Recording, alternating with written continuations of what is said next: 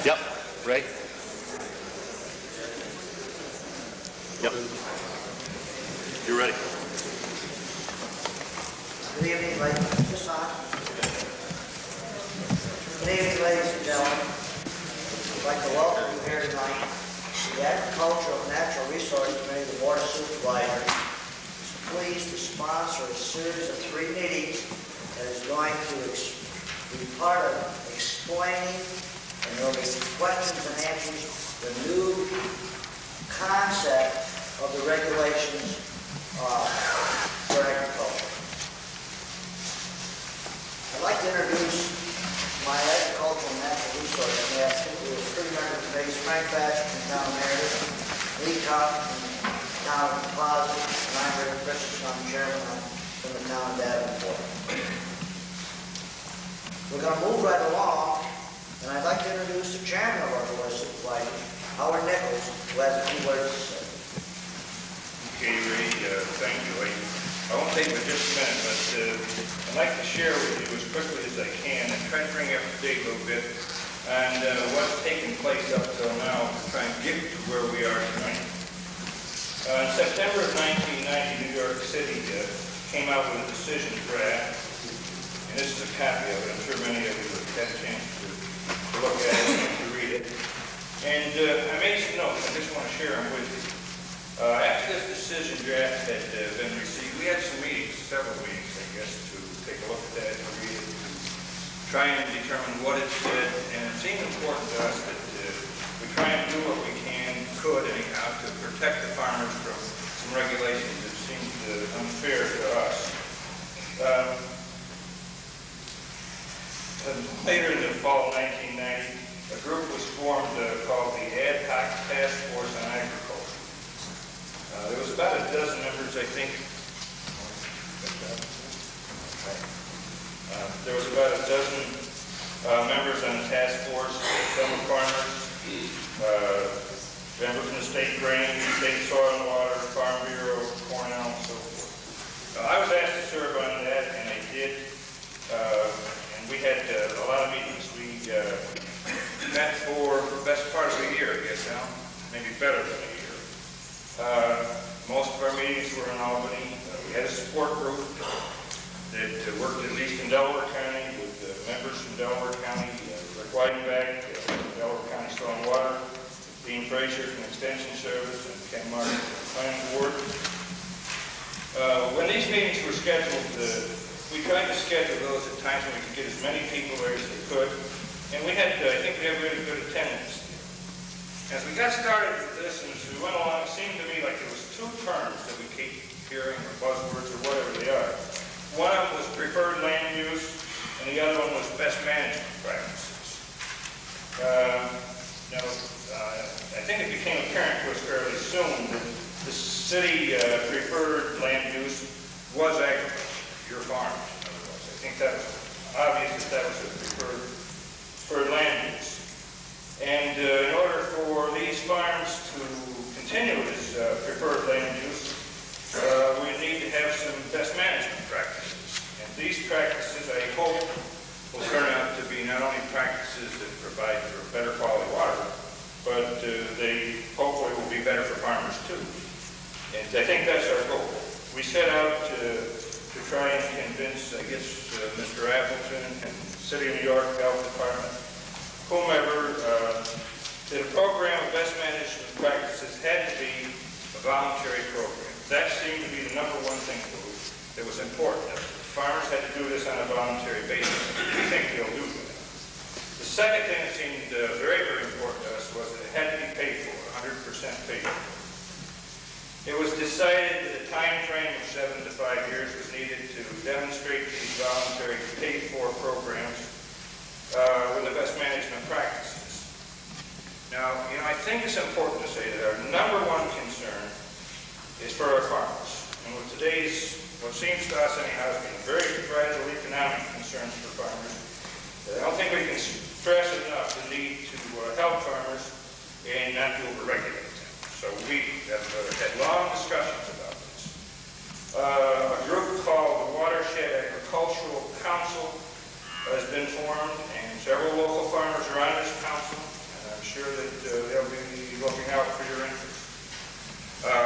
that's really all I've got to say, Ray. I'd like to say thank you to you and to your committee for the work you're doing here tonight. Thank you, Howard. We have the Commissioner of Agriculture of the State of New York with us tonight. And he's going to address why ag markets got involved in this particular issue. Dick McGuire, Commissioner of Agriculture, State of New York.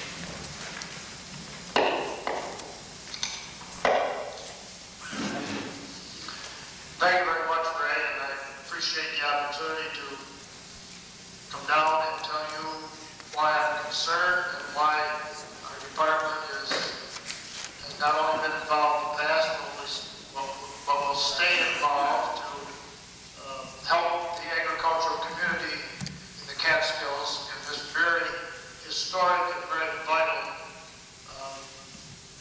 activity that we're going through. And I say historical, and I don't say it lightly, because I think you will find that this is going to be such a momentous thing to happen that the rest of the country is going to look at this as an historical event.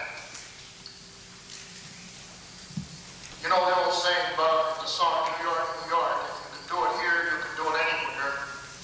Let me tell you that I'll be going to a National Association of Departments of Agricultural meeting early next week. At the last one, I told them a little bit about this program. They could not believe it. They just couldn't believe that New York City would have any sympathy whatsoever for farmers, say nothing about sitting down with them and letting them develop a voluntary program to protect the water supply in New York City.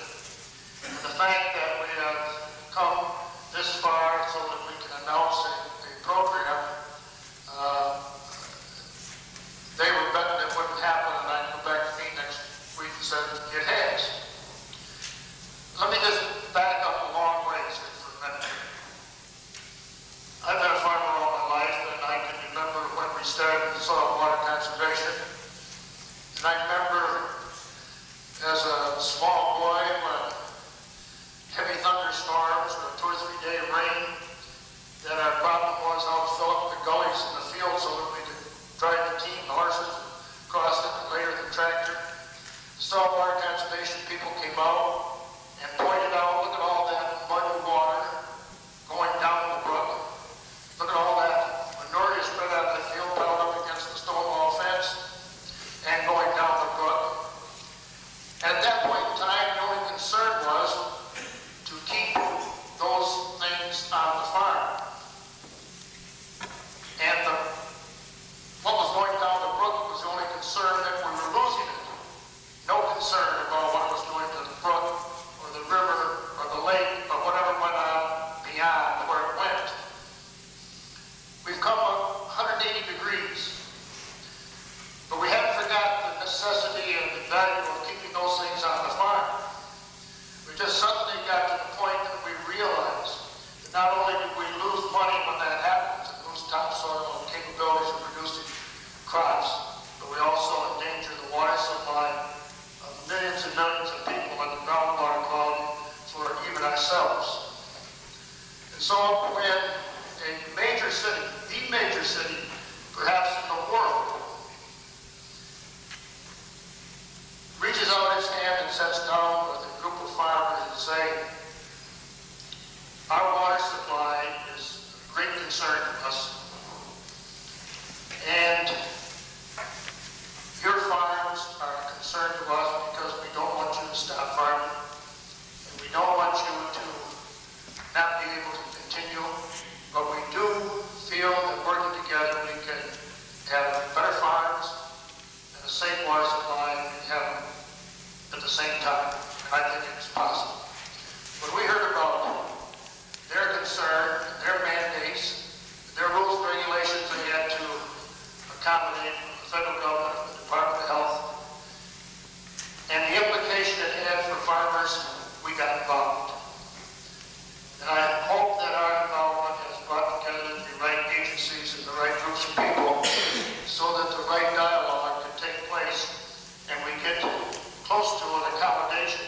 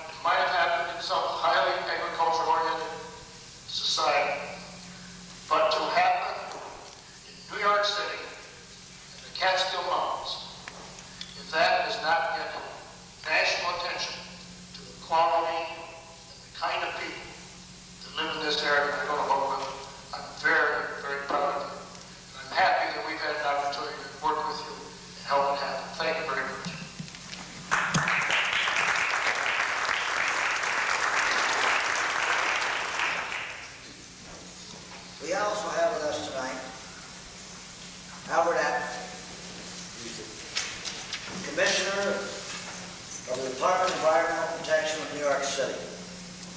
He's going to address the city's new approach to agriculture. Mr. Atkins.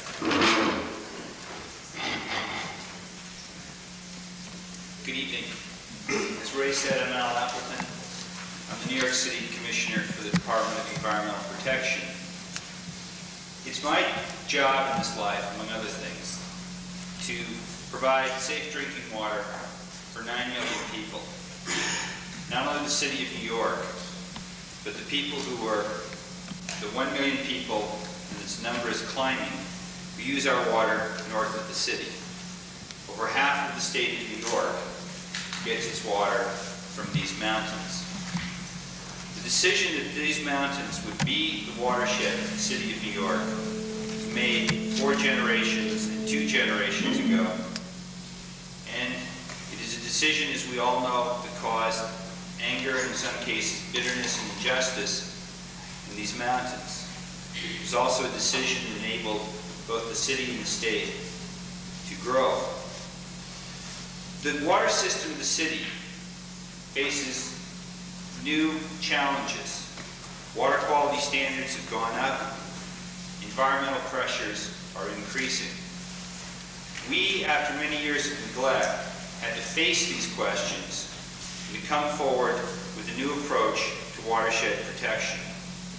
And the stakes are incredibly high. The stakes are the well-being of 9 million people. So we put out, as one of the first steps in this, the watershed regulations.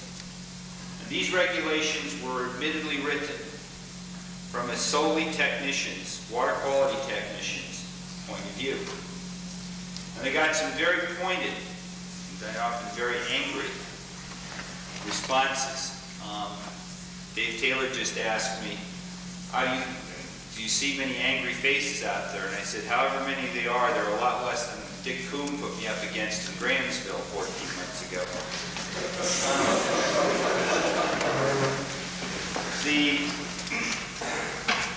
But also some very strong and very capable people came to us and said, listen, we're smart people, we're adult people. We know you've got to have water quality. But we want to know if you'll let us invent a better mousetrap for you. And there was kind of it took a year. There was a fair amount of circling around and eyeing each other up. There was a fair amount of mutual education. And at the end of it, what all of this report is about is we struck a deal. The deal is, we will be serious about your water quality goals if you will let us provide them for you in our way. In a way that does not hurt the people, does not hurt the farmers. And as you heard Howard say, as you heard Dick say, we're smart too. We know that agriculture is the best land use for us. And so, together, we have created this program that will be administered by institutions you know. The federal, the state, the local, soil and water conservation networks, assisted by the Cornell Extension, by other Cornell schools of science. We'll throw in some technical assistance as well. And there's some very unique features of it, and I think these are the things that make Dick McGuire think this is something that's going to get national interest. First, your people will go farm by farm and not only look at what is needed for water quality, but how this fits into the context of the farm as a business enterprise. So that the whole farm language we're talking about is really a way of saying, we're not just going to come in and slap some academics or some experts' view of how this farm ought to be run to deal with this water quality. We're going to come up with a program that makes sense from your context. It will make sense because you will decide that program. You will be the participant. That we will work with our farms and our farm community through the Watershed Agricultural Council, through the institutions directly to make this program work. And since it is your benefit, it is only fair that you, with some help of course from federal SCS, pay the bills. And we've agreed to do that. There's not only, if you read in the front of this document. This is not just a report. We've accepted this report. We've not just accepted this report. We've committed the money that is going to be needed to do this for the long term. A minimum of $3.4 million for the first 2.5 years. Once that planning experience, once the model farm experience is through, we've set aside a commitment in which we will put a specific number at that point to go forward with this program through the remainder of the decade. If we get the kind of participation that your farm leaders are telling us they believe we will get under these terms, then we will go away forever in terms of the agricultural regulations. And to make this work, as we stated in this letter, we are withdrawing all those regulations that created the controversy, created the anger, and we will fly with this voluntary program through this decade. We'll take a look in 1997, 1998, decide how we're doing. If we're doing well, we will just go on. If we're not doing well, we'll have another conversation. But that is what we intend to do. And the program, I think, here is fairly explicit. I would just like to, in closing though, state that today marks the end of the ad hoc policy group for agriculture, the beginning of the longer-term Watershed Agricultural Council. And in front of this group, I think it is fitting that I acknowledge, on behalf of the city, the leadership we have seen from each and every one of the policy group members who is on, starting with Dick McGuire's Deputy Commissioner Dennis Rapp, who served as facilitator, Bob Bendick of State DEC, William Benson, Master of the State Grange, Joseph Conway, my own Deputy Commissioner, Ray Denman, from Sullivan County Farm Bureau, Paul Dodd, State Conservationist for USDA, Bill Griffin, Bill Murphy, Howard Nichols, Keith Porter, Howard Tuttle, Charles Willey, and a number of others who are here, some who are here tonight, and some who are not here. Some of whom were in our meetings, some others of whom were both in our meetings, and like Howard, outside our meetings. Very important, people like Dave Taylor, who's here next to me, people like Dick Coombe, who was always nipping at my heels, but always had something useful to say when he nipped. And it was really, it's a very important experience. This is a fragile beginning. I know many feelings about the city that are from the watershed. Some of you may know what they used to say down in the city about how New York City is pie for the hayseeds and Albany. And that this is just, there are things said about here that I think it would make you as angry as some of the things you've tried to make me angry about. But it's a fragile beginning. As Ray rightly says, this is a new approach. It's an approach, frankly, speaking to my friends in the coalition of towns, we hope we will be able to go do elsewhere. The city of New York is not interested in running a regulatory program up here. The city of New York is interested in getting and protecting what is the finest urban water in the world. And if we can, as your people have shown us, get a better mousetrap without going through this regulatory approach, we will always need to have some kind of floor against very bad actors. But otherwise, we're more than willing to work with you and then go away. We understand that involves cost sharing. We understand that involves a willingness to listen. Beginnings are always fragile. There's an awful lot of good people who have come forth to speak for you. I hope as we continue to work with them, we will begin to build a new era. We're going to be here for a long time. You're going to be here for a long time. We're here to build for that long term. I know there's a lot of skepticism about whether the city will stay the course. As I say in many different contexts, we'll all come back here 2 years from now together and we'll answer that question.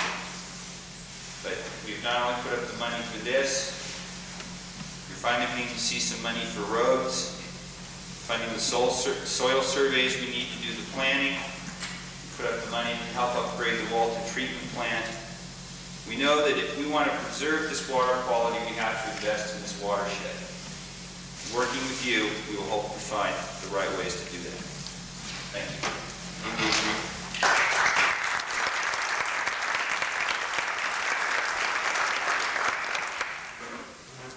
The next fellow I'm going to introduce has been in this since about day one, and he picked up a little nickname along the way. Dave Taylor is known as the uncordial farmer. A farmer's perspective on this program. Dave? Thanks a lot, Ray. I really appreciate that. I've been asked tonight to talk to you on how I see this whole farm plan from a farmer's perspective. When I think back to where we were a year and a half ago, and where we are now, I guess there's nobody in this room that's more happy than I am. Just a short year and a half ago, we had this list of proposed regulations that I honestly believe would have put every one of us, every farm in the watershed, out of business. I honestly think that there isn't one farm that could have survived those regulations and stayed in business. But you just heard the commissioner, those regulations have been withdrawn. And in place of those regulations, we now have a totally voluntary program. That's a voluntary program that's going to be wholly paid for by somebody other than us, the farmer. Now, let's think about that for a minute. If we only had those two items, I think we would all be quite relieved from what we saw in those regulations. But there's more than just that. We also, as we were negotiating for this, we have asked for a locally developed and administered program. This has happened. We now have a program that's going to be locally developed by our own soil and water districts, our own cooperative extension people, and our own SCS people. Now these are people right here in Delaware County, and I'm speaking for Delaware County. It's going to be the same when we get out in these other counties. But we're going to be able to work with people that we've worked with for years, people that we know and have learned to trust. And I think this is important to all the farmers, that we're going to be working with people we know. That's still not all. There's still more. As you just heard the commissioner say, the Agricultural Council, Watershed Agricultural Council, has been appointed. This is comprised of 20 farmers and agribusiness people from within the watershed. 15 of these are located right here in Delaware County. There's also, I believe, 8 ex officio members on that. So again, we have a lot of local input, and I think this is important. There's one more aspect to this program that I think is important to all of us. I'm sure, as some before me have said, there's some out there that are going to be a little skeptical. You don't have to rush out tomorrow and sign up for this program. You're going to have time to think it over, time to talk to your neighbors, time to talk to the people that are going to be running these programs and see if this is something that you're interested in.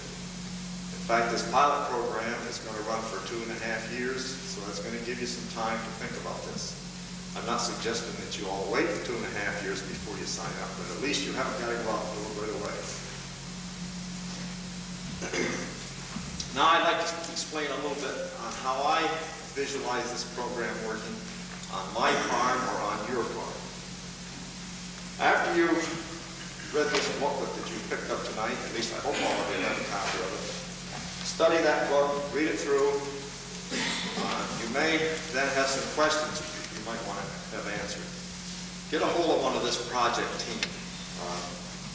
And I think I mentioned, or maybe I didn't mention this project team will be made up of people like Dean Frazier, Rob Halbum, Brian Danford, Rick Wiedenbach, and those kind of people that are going to be right here in the county.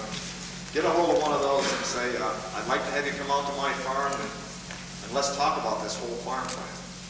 Again, no obligation to you. They'll set up a time with you when it's convenient for you and them. They'll come out to your farm, go over your farm with you, make suggestions on things maybe that they think need to be changed. You will also have a chance to give your input. After all, this is your farm. Nobody knows that farm better than you do yourself. After they've gathered all the information that they need, they'll go back to their office and work up this whole farm plan. And And again, we emphasize, every farm is going to be different. Every farm is going to be treated differently. There's no two farms exactly the same. After this farm plan is worked up and they're finished with it, they'll get a hold of you by phone and set up a date when they can come back out to your farm and go over this farm plan with you. Again, you'll have a chance for your input. And it's after you've had all your questions answered, it's going to be entirely up to you then whether or not you accept this plan and go forward with it. Nobody's going to be there to force you with a club or anything. It's going to be entirely up to you. You may want to do all the plan. You may only want to do part of the plan. You may not want to do any of the plan. Again, it's up to you. I think we've got a good program here. I think we've worked hard at it. And when you stop and think where we were just a short 18 months ago and where we are today, I think you're going to have to agree that we've got a good program. I think it's a fair program. I think the city's been very fair with us. I hope you'll give it a fair chance to succeed. Before I close, I would like to introduce the chairman of our Delaware County Soil and Water District, Milton Thompson's back there in the back end somewhere. There in the back row. Thank you, Ray.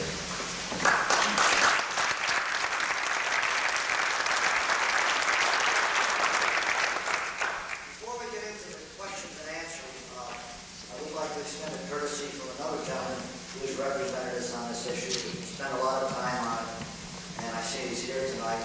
Something to do.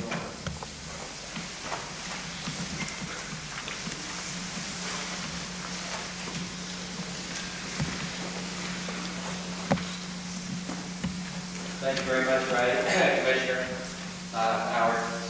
I just would like to mention that it's fitting and proper we're here tonight in the same town that we were at the original hearing when we first saw the discussion draft that there basically would be, of course, we want to eliminate all grazing of cattle, basically the setbacks, etc.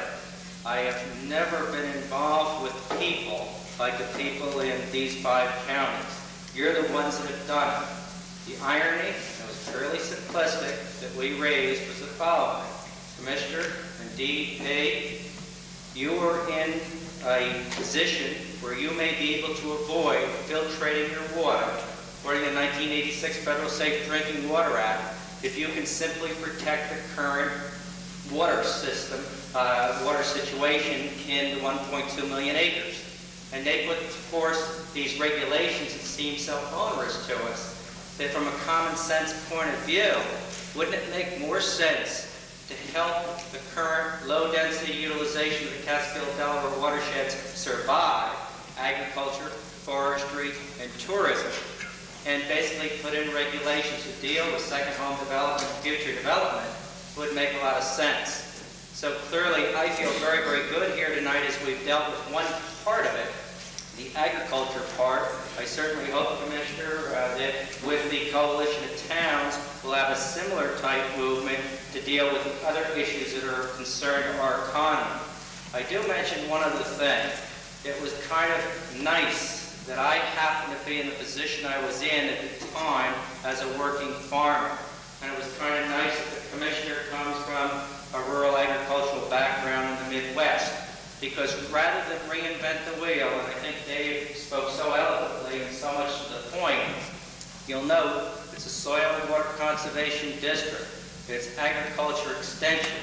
It's soil conservation service that we're going back to, that are farmer-dominated organizations. And by golly, that's the way it should be. That's the way the cost sharing, the development of this policy should occur. And the council that was set up under this momentous agreement that we're talking about tonight is once again farmer-dominated. It makes so much more sense, Commissioner, that it comes up from the bottom. It certainly makes more sense that you try to enhance the current low-density utilization rather than regulate from the bottom up. And I would like to publicly laud, although we'll certainly continue to nip at his heels, the Commissioner for having an open mind. And remember that both sides are here on a survival basis. He faces $5 billion plus and a tremendous engineering feat to filter his water. And we face the survival of ourselves on our farms and in our homes. So I guess we come here not as friends, but as people with a common concern. The irony is we continue to work together, come up from the bottom, as the good commissioner said, my good friend Nick McGuire, that basically we could be onto something that could change environmental policy from environmentalists versus agriculturalists to the fact that agriculturalists are the original environmentalists and conservationists because we make our living off the land. So I hope this is just a first step in the right direction, and I certainly am pleased to note they're looking at maybe a few farms, 10 or so, that are basically representative farms in the 5 counties to be basically case studies, because we farmers kind of like to go out and look at test plots and see how they work. And I'm sure we'll be hearing from our own friends and neighbors in Extension, ASCS, and Soil Conservation Service, et cetera, about how this is going to work. Ray, thank you very much for the courtesy.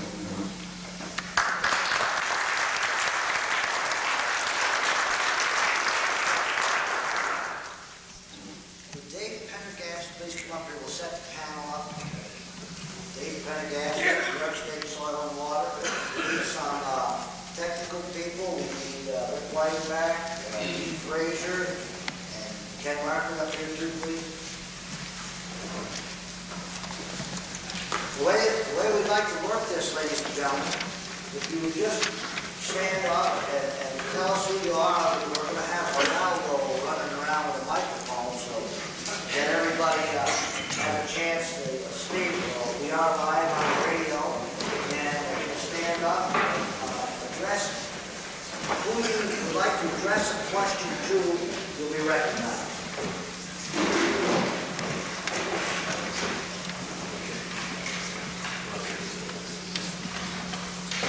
This is not foolproof plan, isn't it? There's got to be some questions. Yes, ma'am.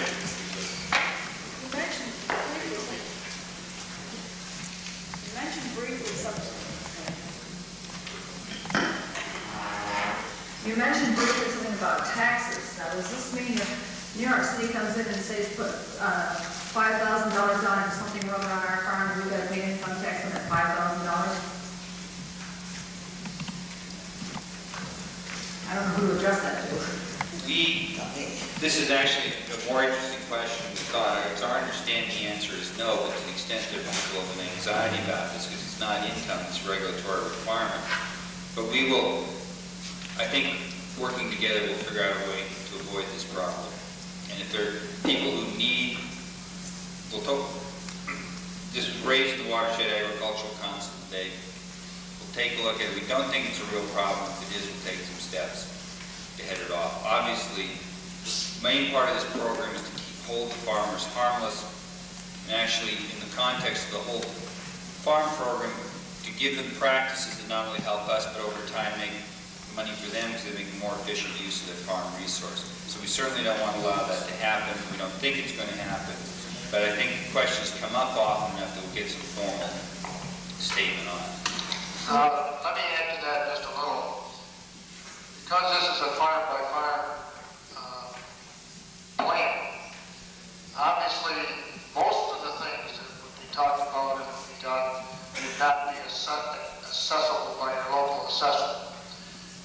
What you brought up is the point that if involved in the whole plan on some farms, there's a major construction operation, a major manure storage facility, for example, that could be construed as being an addition to the personal property, and like a new barn or new silos or a new house and so forth, and might be subject to assessment. I think that's what you're referring to.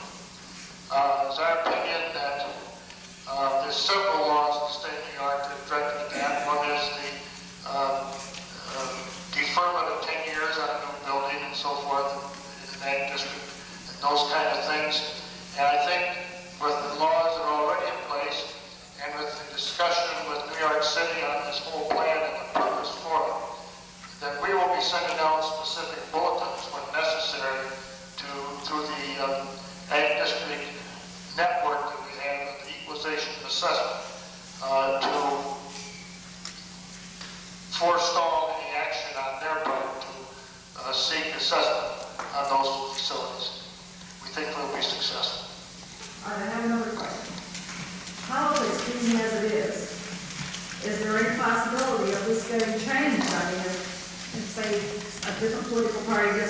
City, what happens then? That's about the 8th time this question has been asked in the last 8 hours. On the one hand, we take it as a compliment, this question, because it means people have recognized, and we're proud of the fact, and Mayor Dinkins is proud of the fact, that we're trying to have a new beginning up here. The commitments, though, that are made are not just David Dinkins' commitments or Al Appleton's commitments. They're institutional commitments to the City of New York.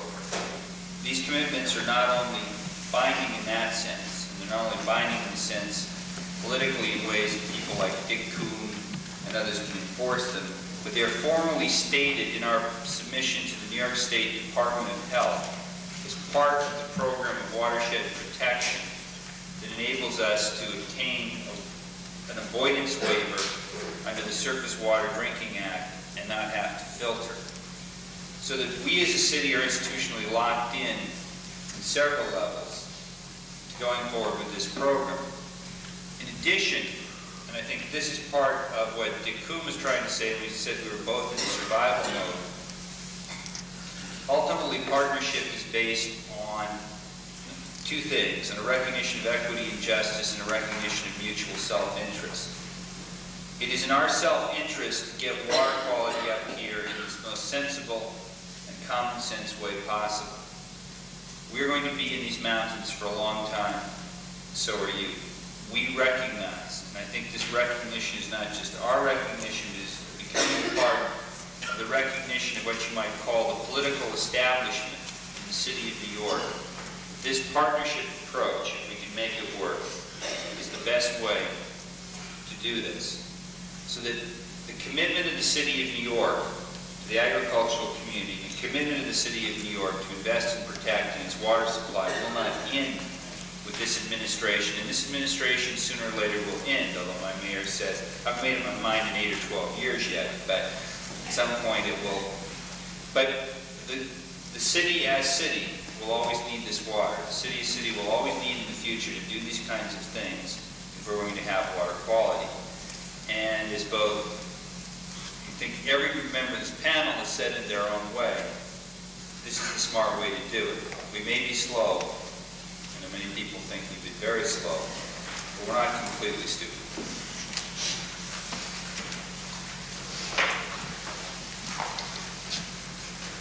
Certainly has to be more questions.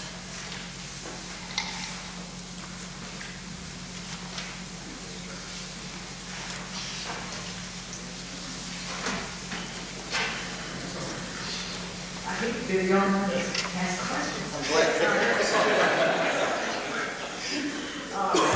If a farm is right along the brook, what are the prerogatives of, what are the suggestions that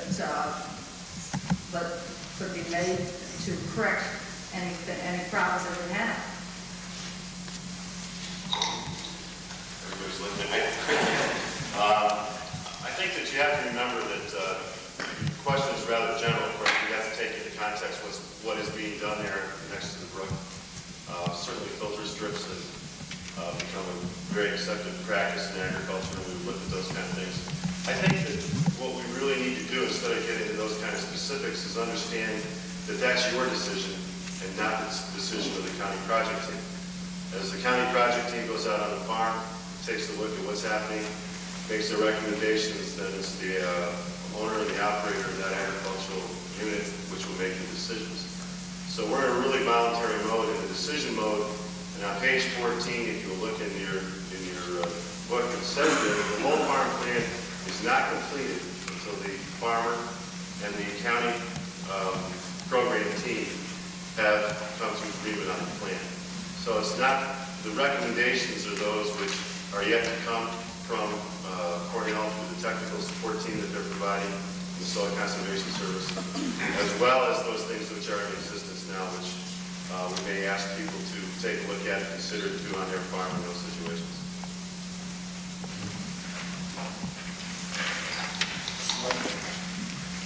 Bill, just get the microphone, please.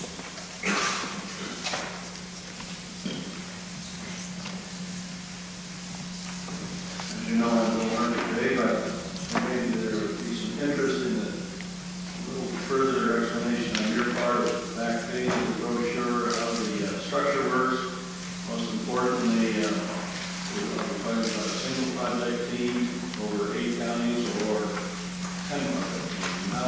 How will it be put together and how will it function? The question for those of you who are listening in on the radio, first of all, I urge for those of you who are not here to make the other meetings, which will be held in Walton and in Grand Gorge on the 4th, in Walton at 1 o'clock, and in Grand Gorge at 8 o'clock in the evening, Walton at the Firehouse and the Grand Gorge Community Center. And at that time, those of you listening in will be able to pick up a copy of the policy recommendations. On the back page, as Commissioner Murphy has asked me to explain, is a organizational chart which shows the initials for NYSS WCC is the New York State Saltwater Conservation Committee, which is a group of people which oversee the operations of the saltwater conservation districts. Under that is a project office. There will be a project office which will be set up. The program will be regionally across the counties which are taken into the watershed. Each county, in answer to Mr. Murphy's question, will have a project team. In some areas where there are not a large number of agricultural units still in existence, there may be some services from one team over 2 or 3 counties, depending on how we work that out. The county project team is a group of people which represent the local saltwater conservation district, the local USDA Salt Conservation Service, the local Cornell Cooperative Extension agents, which will be trained in the methods of the whole farm planning, and they then will work with the individual landowners on the land. The Watershed Agricultural Council, Commissioner Appleton has explained to you, is a group that's been appointed to look at and set policies for and make recommendations to the city on issues which are still at large and will come up during the process. And there's also, for those of you here, an administrative review committee, which is a group of agency people which will help us to, when you work with 3, 4, and 5 different agencies from the local to the state to the federal, it takes a lot to adjust systems to work in unison and together as a team. And the administrative review committee is there to give us suggestions as to how the program is working in an operational state.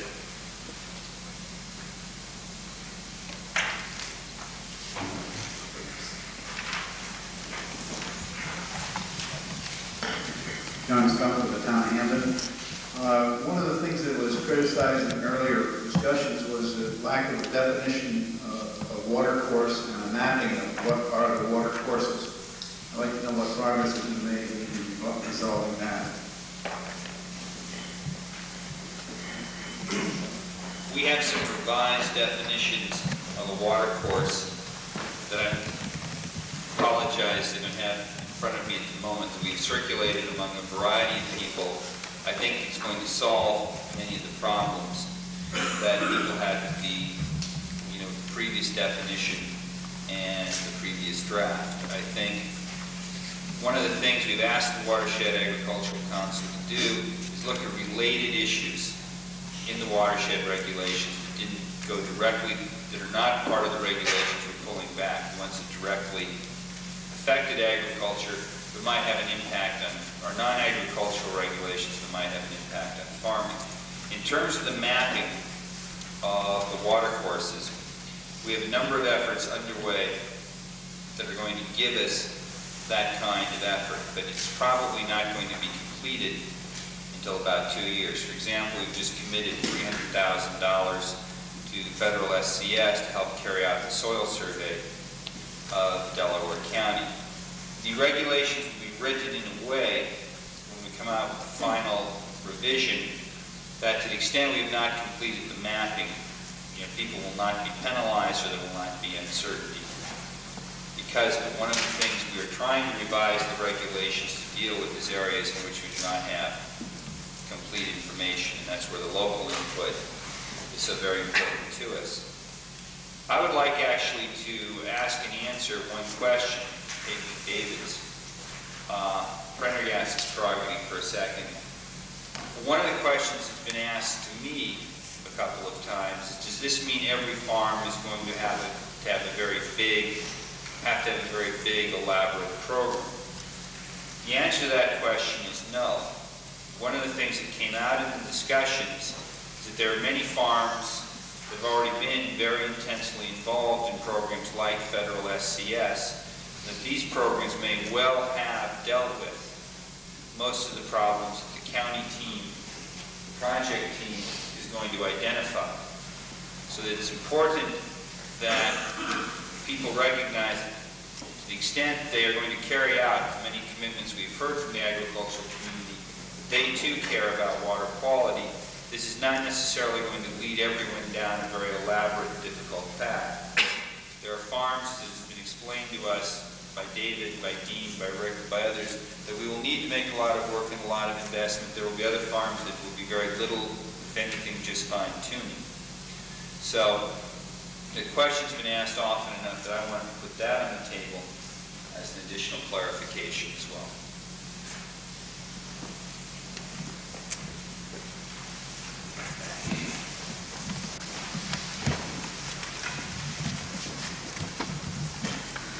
My name is Paul Deysenroth, and I have a farm in the town of Stamford.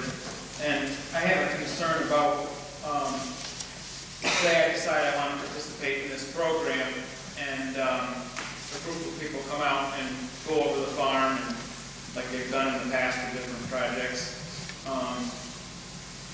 What happens if I decide not to do all of the programs or some of the programs, and I do some of them, but then down the road, am I more vulnerable to regulations because other people might know some things that I didn't do that should have been done because I didn't want to do them? I don't know if I'm making myself clear, but you know, am I opening myself up to a lot of problems if I don't do all the practices? Because you're saying it's volunteer and we don't have to do everything that's recommended, but then once this program ends and you revise your regulations, then what happens to me? Because everybody knows what I can do. What is it?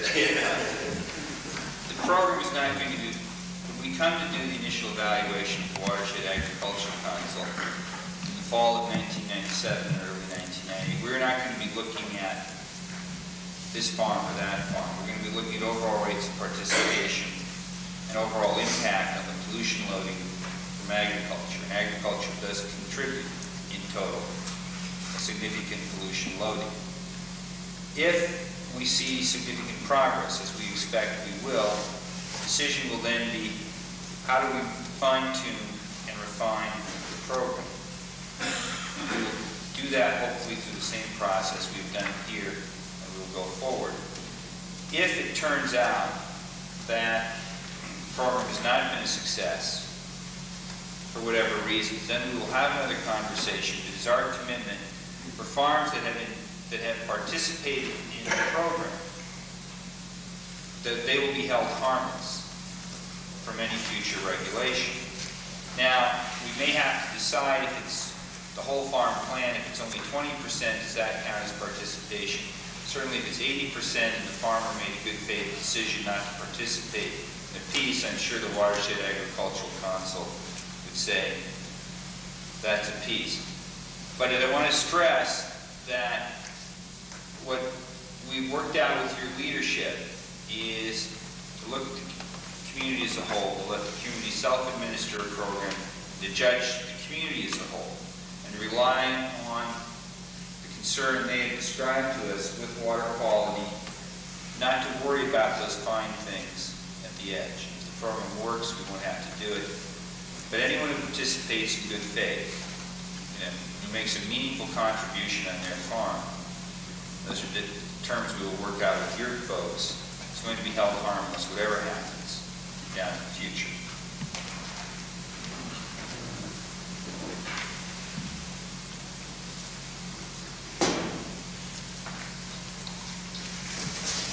Wait just a second.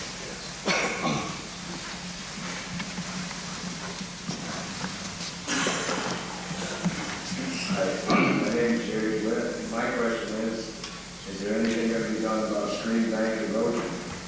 That's always been one of my concerns. If we get a heavy thunder shower, the streams usually run aground with the topsoil. The ideal mainly comes through the banks. not so much off the farmland. The farmer's been doing his best to conserve the soil.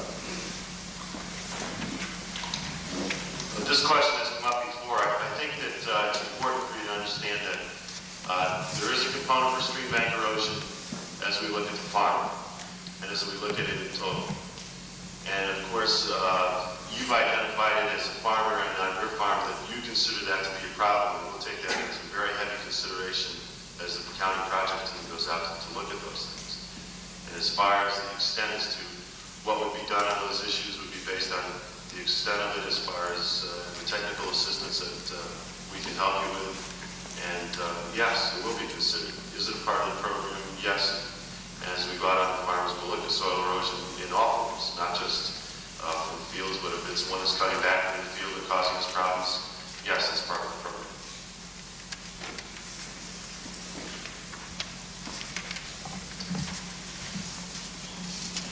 Let everybody put their hands up once. That brings up another question about stream bank erosion. What about along highways? You know, I know all our highway departments, we have banks along streams, and high water gives us a lot of problems. Are they going to be open? No, this is a program at the moment for agricultural land. One of the problems with the water course definition is what to do with along the road drainage swales. Clearly, in one sense, they're not a water course. In the other sense, as you've identified, certain situations, they can become pretty dramatic. Erosion problems. We're still sorting out, between the transportation needs, the fact that they're artificial, the fact that they do run a lot of water, and what to do about that.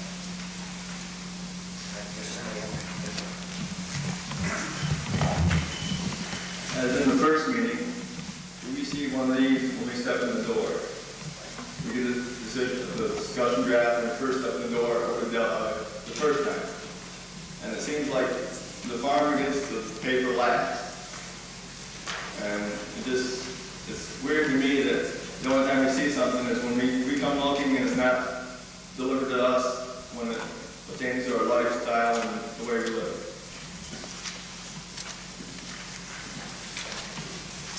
Yeah, I apologize that that's the way that it's viewed. I think that this is the first time that we've had an opportunity to release the document. But I want to tell you something. One of the reasons that we're here is to give you this document.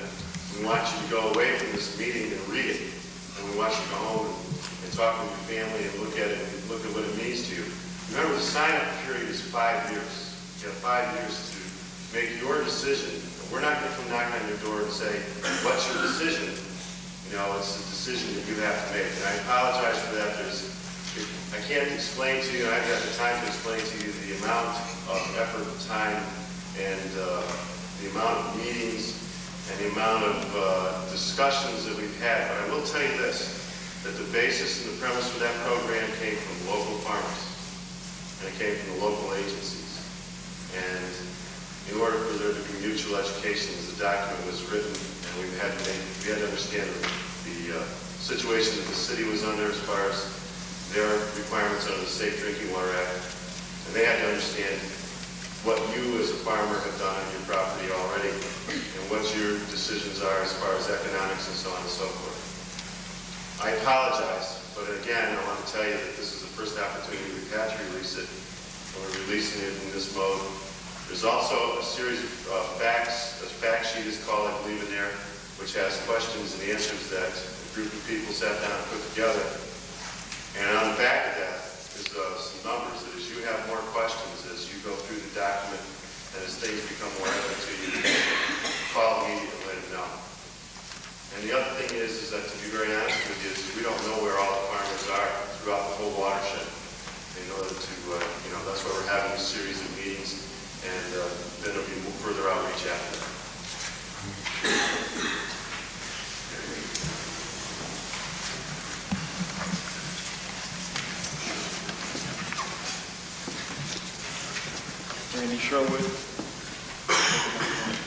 Randy Sherwood, I'm a Delaware farmer. On on some of the lands up in the hills, pasture is becoming more and more a trend on the farms, and we're all concerned with our pasture land. Some of these hill farms, you're either in the valley, you're in the bottom, or you're on top, one or the other.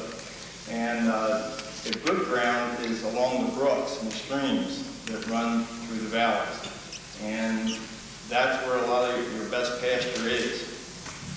My question is what happens when you push the cattle away from these brooks and streams up on farther onto the hills where the ground is poorer and you cannot grow the kind of grass that it takes to produce the quality, the kind of milk, the quantity of milk that you need in order to survive. The other thing is, if we're not allowed to graze along these brooks, are you going to make that up to us in the purchase of feed? Because most of us are on limited land supplies for, you know, the amount of hay or forage that we have for our cattle. Well, I'll just echo, in fact, you know, I think one of the things that your concern is coming out of is from the initial document that came out that the city issued about raising setbacks along streams and so on and so forth. Those are all gone. The commissioners agreed to withdraw all those rules and regulations. When we come to your farm and the county project team comes out and looks at it, that's part of the economic analysis. It's also part of the decision that you'll make as to what will happen and how things will happen. We've discussed those issues. If you're going to move the cattle away from streams, how are you going to provide water for them, and so on and so forth. And if it's a necessity that we do, then we'll have to figure out a way to provide water for those animals, as well as we're going to take into consideration what the farming practices are and what changes can be made to get it into a water quality state that it needs to be. Did I answer your question? Pretty much. Remember that you're a part of this decision-making process, and to the point that we don't view this, we wouldn't send these people out there, these county people who live in this county, to say to you, well, this is what you have to do on your farm. What it's going to be is it's going to come out and say, these are the options we see. What do you think? You farm here. What are the problems we have in this situation?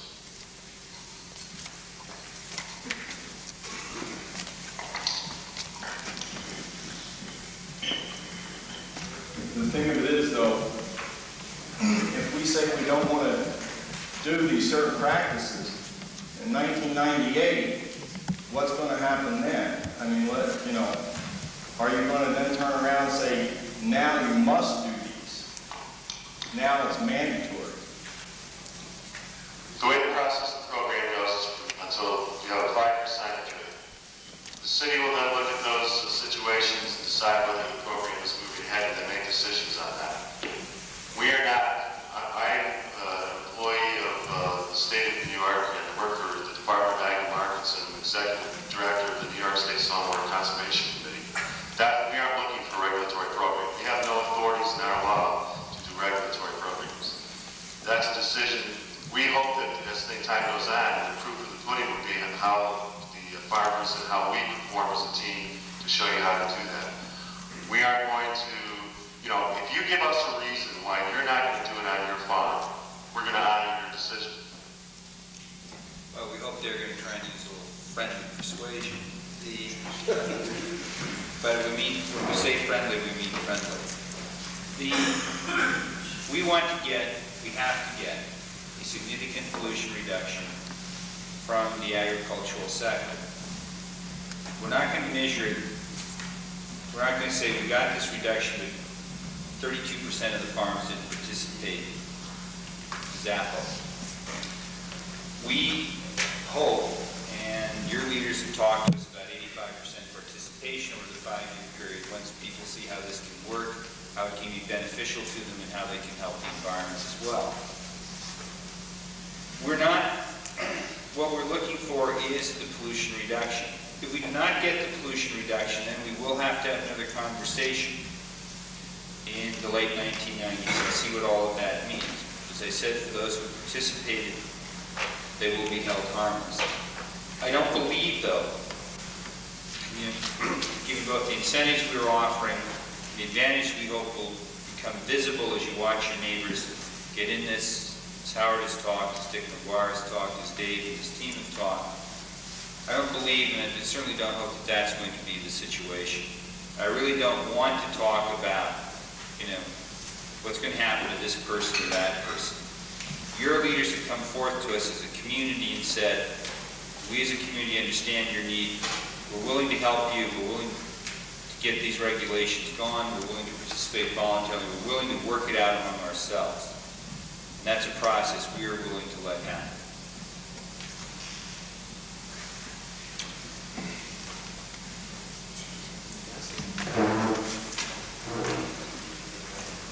We keep talking about this as if maybe it's only the city that's going to come out here and check on things. There's other ways that these farm practices can be checked on. I'm thinking on these dairy farms, maybe you've got a barnyard that's not in the greatest shape. Or maybe you've got maybe your milk house septic system isn't of the greatest condition. You ought to take a long look at this yourselves. Here's a chance for you to go into this program and get the thing fixed and get it wholly paid for. Now maybe you'll decide you don't want to do that. Maybe 4 or 5 years down the road, your septic system for your milk house or your barnyard gets leaking to the point that the milk inspector says you got to do something about this. The milk inspector's not going to help you pay for that. You're going to pay for it then. Here's a chance for you to get some of these projects on your farm that need to be fixed, and I think we've all got some that probably need to be fixed. And here's a chance to get them fixed and get them paid for. I think you better take a long look at that.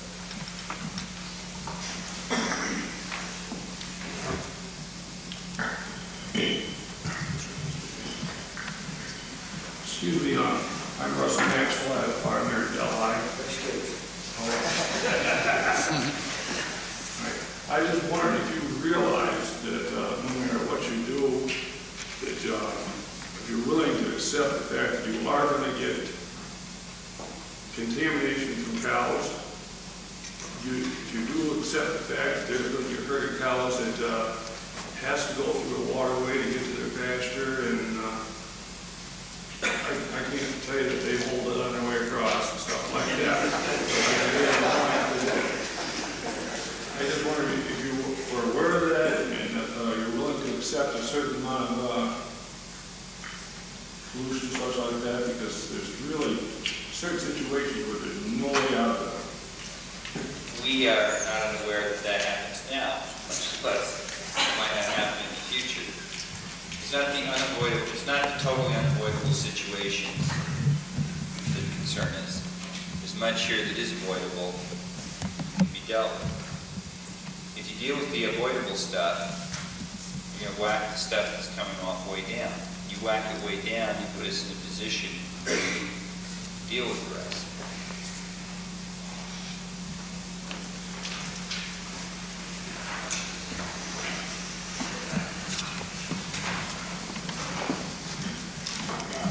Dwayne Merrill Walton. I have a farm. I guess I just heard some comments about that they will measure this and see if there's any. Are you in the process of now starting to measure what is coming now and how it's being affected, or how it will be affected by these practices? When we say measure, we're not, as we discussed this afternoon in the Watershed Agricultural Council, we're not trying to get a slide rule out and say it's 1.49 mergs now, it's got to be 1.11 mergs 7 years ago, or this is a failure. We know with the talent that has come forward and said we'll do this for you. We know the kind of money and time we're going to be committing to this, that we should, if we get the kind of participation we hope for, this will be a success. So the first thing we're going to be looking at is the participation rate. Then we're going to be looking at what kind of BMPs were developed and were implemented. And then we are going to be taking a look at the state of some things, like the Cannonsville Reservoir, or in terms of both things like we're doing at Walton, in terms of help paying for the cleanup of the treatment plant, plus the agricultural pollution. That will matter. Over the next several years, we will formalize that evaluation up to a point. This is not going to be a lot of people with slide rules. In the end, this is going to be a common sense. As Dave said, how many of these situations have been cleaned up? Because if situations are cleaned up, we know we're going to get better water. So we're not going to have a lot of people running around. We're going to have a lot of people, I take that back. We're going to have a lot of people running around dropping things in streams and seeing what's there. But we're not playing what we would call parameter games. We're playing in the real world with a lot of people help us. And a lot of people helped us. We were able to help them do that. And that's how evaluation is going to say this works. I wonder if the chair could have just a second. I'd like to ask Mr. Rathman a question. I think we can go to the chair. Are you going to release the names of the Agricultural Council? These are a lot of local people. I think that's important because that puts a lot of us on the same kind of show. Are you going to release that? Yeah, in fact, now that we're going to release it, I would be happy to read those names because we want to thank those people. They're signing up for not an insignificant amount, if not physical, certainly mental work. That's the kind of leadership that's going to make this program work. There's Peter Clark of Delhi, New York. There's William Coleman of the National Bank of Stamford. There's John Cook of Delhi, New York. Assemblyman Richard Coombe of Grahamsville. Gail Dale, the Green Thumb, Camden, New York. Sandra Dawson from Delhi, New York. Ray Denman from Grahamsville, New York. Tom Donnelly from Walton, New York. Stephen Fleming from Delhi, New York. Dennis Hill from Harpersville, New York. David Holly from Walton. Fred Hunnicky from Delhi, New York. Gilbert Lasher from Milton in Ulster County. Floyd Menny from Hobart. Bill Murphy from Stamford, New York. Howard Nichols from Delhi. David Post from Hobart. Dave Taylor from Margaretville. Howard Tuttle from Windham. And Barbara Wilkins from Yorktown Heights. In addition, the following agencies besides DEP are also participating. Commissioner Dick McGuire from the Department of Agriculture. Phil Griffin, the chair of the Soil and Water Conservation Committee. Keith Porter from Cornell University. Dr. Bill Stasek from New York State Department of Health. Herb Doig from New York State Department of Environmental Conservation. Paul Dodd, State Conservationist for USDA. Gerald Skoda from Cornell Cooperative Extension.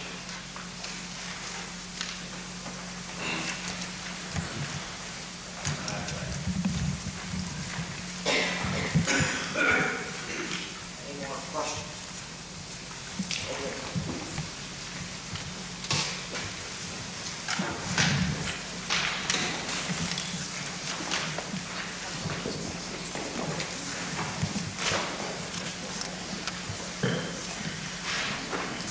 Hello, my name is Chris Monster, and we have a farm from Meredith, my brother and I. We're just going to be putting dairy cows out this spring, and the price doesn't sound too good to see people here, but it's feasible for us, and we need to know that we can go longer than 5 years.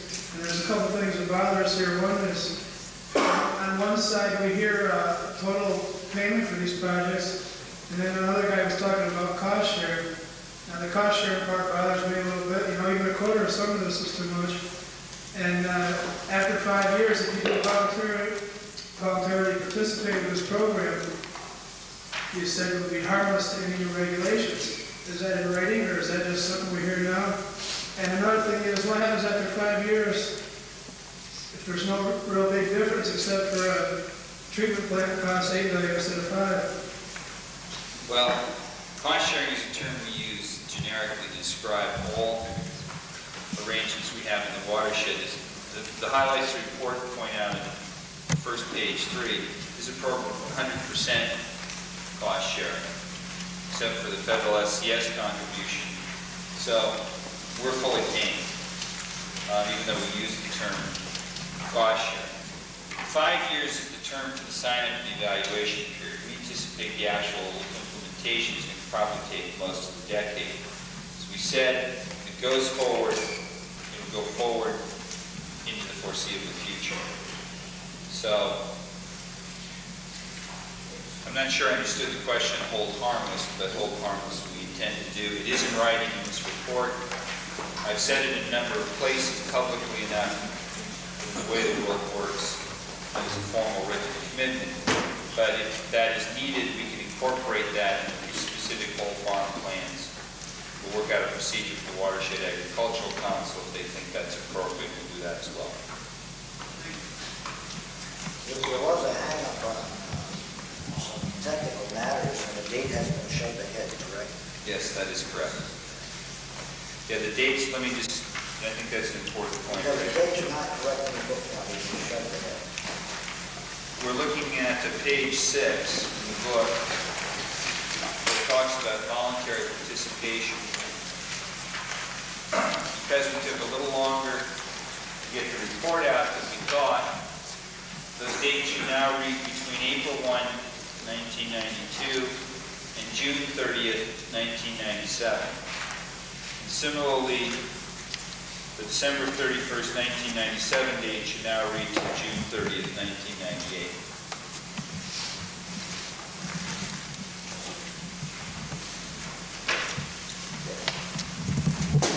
I just answer the young brothers there, they're putting on cows. That's exactly what we're trying to encourage, agriculture in the watershed, and along with that, having a 5-year commitment process. It's incumbent upon us with the 100% cost sharing to show that the environment is being protected by agribusiness. So I think one thing that should come out of these meetings as time goes on and we start looking at specific farms and 10 model farms, if they turn out to be the case, as test cases, if you may, might suggest for many of the rest of us that we should get on board too. So we have a window of opportunity. The better job we do in agribusiness, the more money we get from the city in many respects, and the longer-term commitment. I know I have a son that just graduated from Cornell who would like to come back to the farm, working off farm as I did, my brother did it, buy back in. These are crucial decisions, especially if you're in the dairy industry, dairy business, because the free stalls, etc., are very, very large investments with a payback over a long period of time. So I'm finding it a little reassuring as I went through the council meeting this afternoon and I see this document. This is an official document. This was signed. Many agencies are relying on decisions based on this document. It's a legal document, if you may. It goes beyond Mayor Dinkins. So these are reassuring things to me when I put in miles of subsurface and surface drainage with a payback over, let's say, 25, 30 years, right, Dave? Something on that order. So I think that's a direction that's important for us, especially those of you that are younger. So our perception so much of this game, a lot of us on my farm is in the watershed. And many of us are concerned that did we dare even stay for the discussion grant? I think the city's saying, don't only stay, we want to help you stay. And that's the message here tonight. I just pick up Commissioner of Agriculture, Pat, I'm a farmer. I just moved to Delaware County. No one didn't. But I've got a question, I hope I don't open up a can of worms here, Commissioner. Let's just say, though, and I'm surprised somebody didn't ask, let's say I'm a farmer down here, a dairy farmer, and last year I paved the barn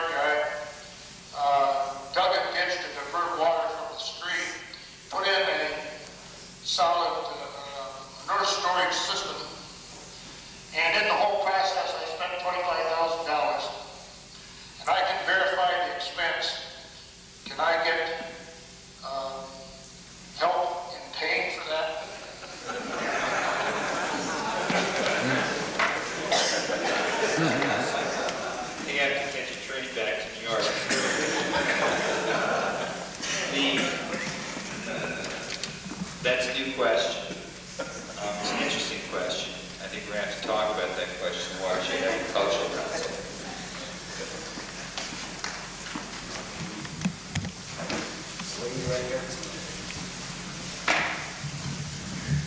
Suppose we participate in the program, and after all, we decide that we can't farm it anymore. And what happens to the money that you have invested in the farm and so forth? Do we have to pay it back or what? Now, we're following the same criteria in terms of, that's going to be kind of more formally explicated. We're following the same criteria in terms of these, some of these initials. I'm still, people use the whole names, I follow, they throw these initials around. They're standard federal criteria in terms of SCS and programs that are done. The investment is made in good faith, and then someone has to leave farming. We're not looking to have it repaid. We're counting on our project team not to tell us to sink $90,000 into a farm that 4 months later goes out of business. That's one of the reasons why we want to look at this in the context of, the economic situation of the farm.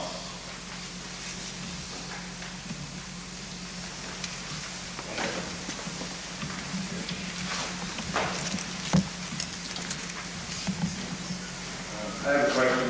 I have to rent quite a few different parts of the land.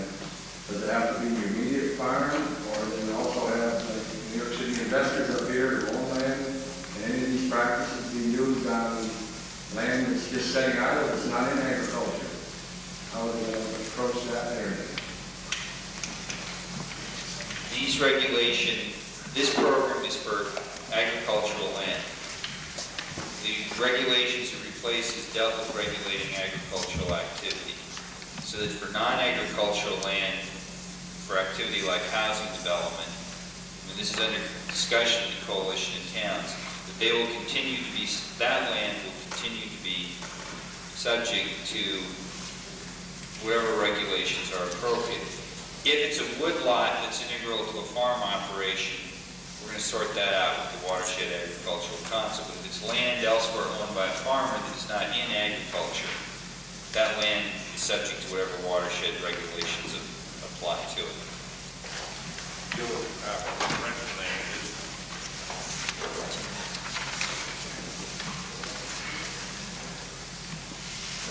deal with the problem. I think you're the problem with renting land. It doesn't own, but it does farm. If it's land, ownership is not the criteria if it's agricultural land, it's activity. If you're renting or leasing or have some other arrangement, but it is in agriculture, this applies to that. Okay, thank you.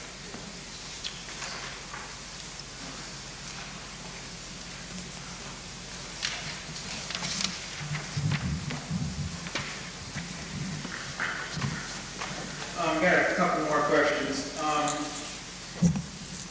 The program, we get the money, or through the conservation, we get the money to do the projects, and then certain projects don't require any additional maintenance, but other projects that we might do on our farm would require long-term maintenance from year to year.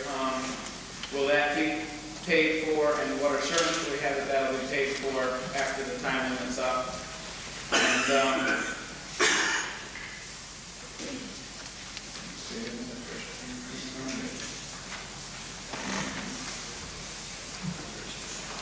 well, maybe I'll think about this. Okay, operation and maintenance is taken into account as you go into the program. As far as the longevity of the payments and the money's there and so on and so forth, is the answer to the question is that this program continues on. I want to make sure that you understand that 5 years is the cutoff, it stops, and so on and so forth. It goes on to the life of the projects and so on and so forth. And operation and maintenance is a part of it that we will take into account when the plans are put together. Yeah, I think it would be helpful to clarify what this 5 years really is. The 5 years is an initial sign-up period, but after, and it's not a period to complete everything, because we understand that it's going to go out after that, but we have to have had some reasonable period of time, which at this point will have some sense of what the participation level is, what the participants are willing to do, so that we can take a snapshot of whether or not this approach is really working. If the approach is working, or even if the approach is not working as a whole, we are clearly committed to carry it forward, for the remaining life life, as David said, of the projects, plus to work out some arrangement wherever it makes sense to go forward. The 5 years is not into the project. 5 years at the point is when we and your agricultural council are going to sit back, see what we've accomplished, see what we're going to be accomplishing, decide what are the next steps, what does it all mean. I guess I understand that, but what bothers me is when you, right now, part of the ag group, one of their regulations was that they weren't going to do anything until there was money in an account here that would be administered by people here. And once that money is gone and spent, and then you're saying that you're going to maintain these projects, I mean, that's fine to say that, but if the money's not sitting there controlled by our people, then how, I mean, there's been a lot of things over the years that the city's promised people for payment that they haven't gotten yet. And, I mean, those like to trust people, but on the other hand, we're business too. And when the bill has to be paid, and the city doesn't have the money, and we got to pay the person that does the work for us as our neighbor, we pay them, and then we're out. And I just wonder how that whole thing fits together. Well, I'm a lawyer, I don't trust any certification. My friends at the Watershed Agricultural Council. We're setting up a trust fund. Periodic payments will be made into it. We're obviously not, no government in the world, including your own government in Delaware County, going to deposit a guess at the next 10 years' expenses into the program. We're going to start by depositing $1.9 million this spring. We've got another $1.5 million standing by. We've made the progress and committed that money. We have a commitment in the commitment letter to define an additional capital amount of money. That the money available to pay that is set forth in the commitment plan for the avoidance package, even if a specific amount is not yet budgeted. As David will tell you, his group is going to be overseeing and authorizing payment of the funds. I'm quite sure that those procedures which are in the process of being worked out, procedures you will get a chance to take a look at before you sign up for the program, and then know that you are covered and secure.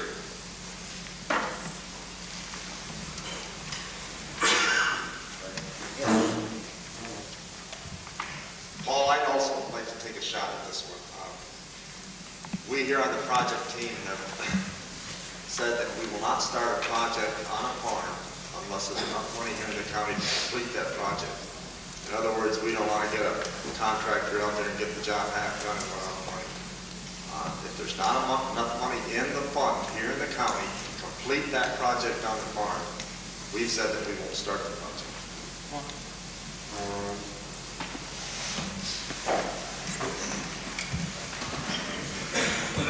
I'm George Bowles, down here in Brady. My concern is like over the real long run. We went through power authority and things like that. They did some projects, and they helped pay for a lot of money in 10, 20, 30 years. These things won't wear out, your barnyard or whatever you do. And that's the real concern then. 10 years ago, we could handle a lot more things we can today. How about another 15, 20 years? It is, I'm sure, might be a happy memory for some. 75 years ago this year that the Chopin Reservoir system was put online and the water was brought down to the city of New York. 75 years from now, we're still going to be bringing water down both of those systems. For the next 75 years into the foreseeable future, water quality is going to be the driving concern. As I said, this is a fragile beginning. I'm not surprised people are asking about what is going to happen 10, 20, 30 years down the road. But 10, 20, or 30 years down the road, we're going to need to have a viable agricultural industry up here that is environmentally compatible as possible. And if this works, I'm confident it will be carried forward into the future because the city will have to carry it forward into the future. As I've said, down in New York City, the fate of the watershed, in the 19th century, the city built Croton. In the 20th century, it built the Catskill and Delaware systems. And in the 21st century, it is is going to have to make water quality as large a task as those engineering tasks were in the past centuries. That is going to play out in ways that's going to carry this forward. I can't sit here and say that 25 years from now this is going to be the exact payment mechanism. But farm pollution will be a problem we have to deal with. The viability of farming as a land use is something we're, into the foreseeable future, going to want. The stakes for us are very, very high. This is not something we're just doing out of altruism. It is something we're doing because we need to do it, because your folks have given us a better way to get what we have to get.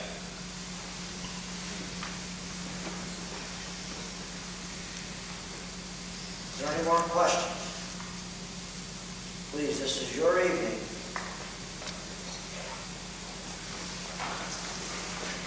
Ray, if I could just say one thing, I would be very remiss as we left this evening to mention one person who's been a great help to us through this whole thing, and that's Dennis Hill, who's a member of the Stormwater Conservation District.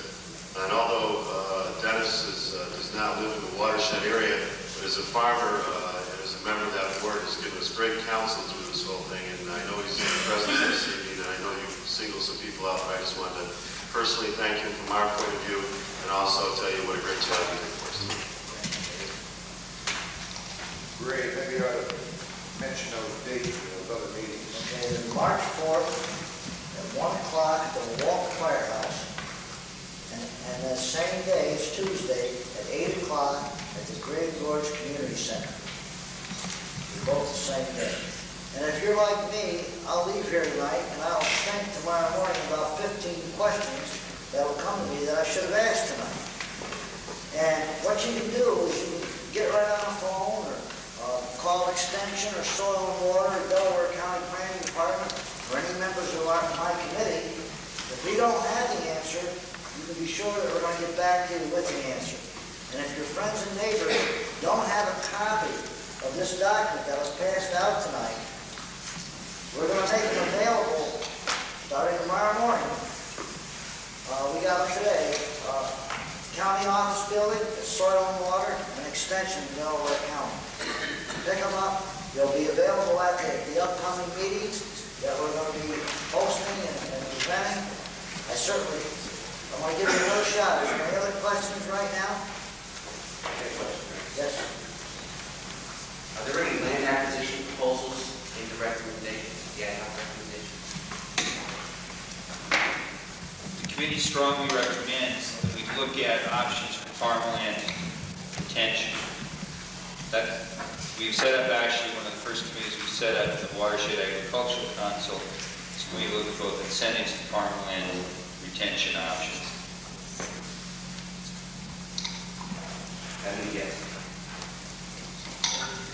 Now it means we've set up a committee to look at options. Immediately following this, there'll be a press conference. I guess right here in front of the room, for members of the press. I want to interview the principals in this evening's proceedings. I really want to thank everybody for coming tonight. I want to thank Commissioner of Agriculture, Dave Pendergast, our chairman, a friend from New York City, Dave, and the staff members. This is just the beginning. Tomorrow, as I said, we're going to have a lot more questions. Don't be bashful.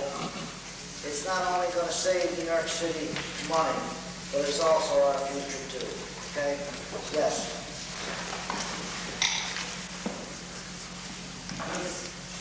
As you talk about 5 years, you're going to have your answers or try to have some answers. Farming, like you say, we're talking 5 or 6 generations. Don't let it end in just 5 years. It's too many lifetimes to just say, oh, 5 years now, it's not working. That's where we have the Watershed Agricultural Council. We need 5 years from now.